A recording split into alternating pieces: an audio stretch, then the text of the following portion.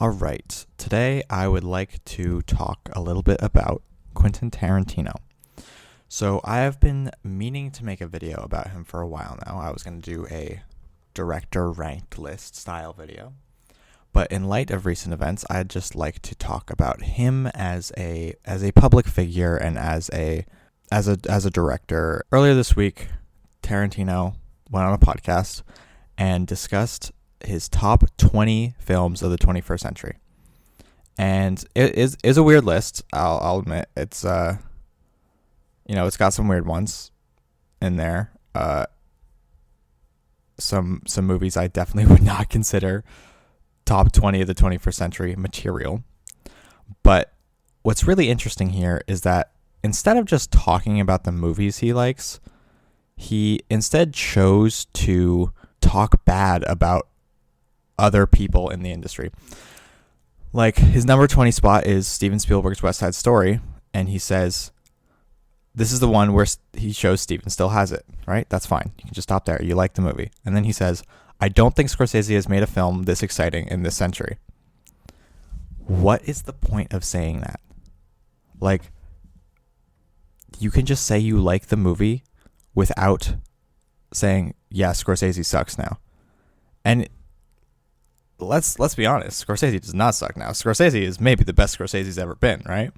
Like, in the 21st century, like, it's The Departed, it's Gangs of New York, it's Killers of the Flower Moon, The Wolf of Wall Street, The Irishman. Like, he's doing great stuff. It's silly that someone like Tarantino is saying the opposite. And then at number 10, he says Midnight in Paris, and his opening line is, I really can't stand Owen Wilson. And then when he talks about There Will Be Blood at number 5, this is the famous thing, or the thing that's been trending. He says that Paul Dano is the worst actor in SAG, and he just keeps going on about how awful Paul Dano is. And it's just like, man, you are a professional. You are not the new kid on the block anymore. It's not 1992. It's not cute.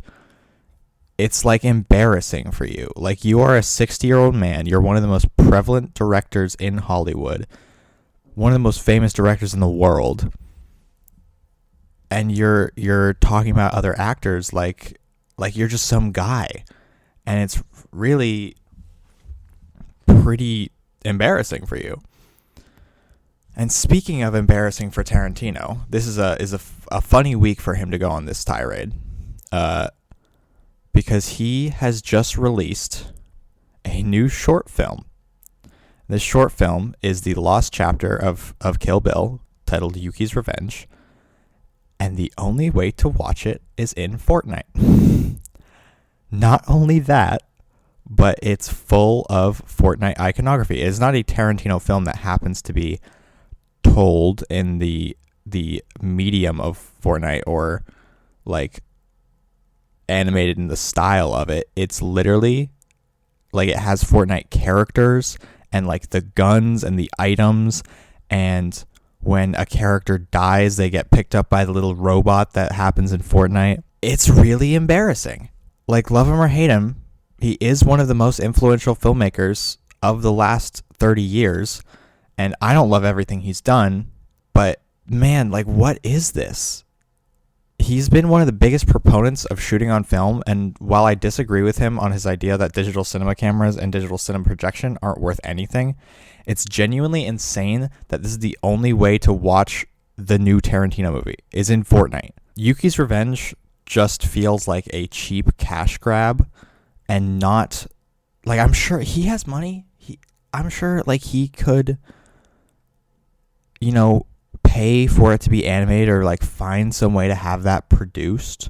Like, why is this the way you choose to get that done if that's what you want? If you want to animate this lost chapter, then why are you doing it like this?